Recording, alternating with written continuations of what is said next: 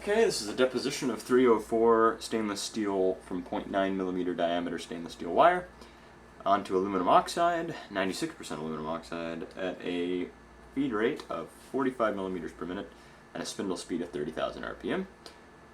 We're doing an XZ feed ratio of 80, which is 0.125mm of Z plunge to 10mm of total track length. So I'm going to turn the spindle on to 30,000 RPM, start the deposition.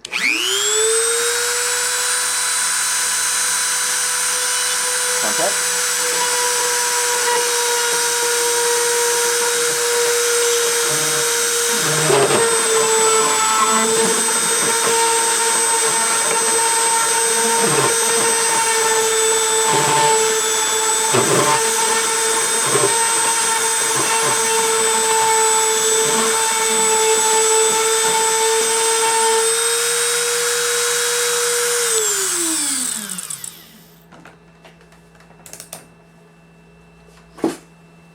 We didn't get anything. That's what we got.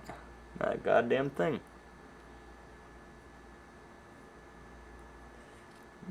It's a fairly thick track in some places, very tenuous and discontinuous in others.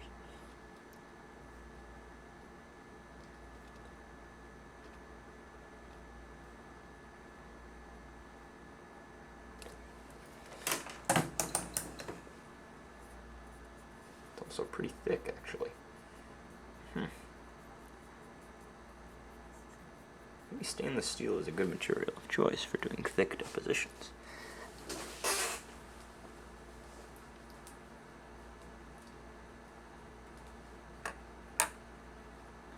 Okay, video off.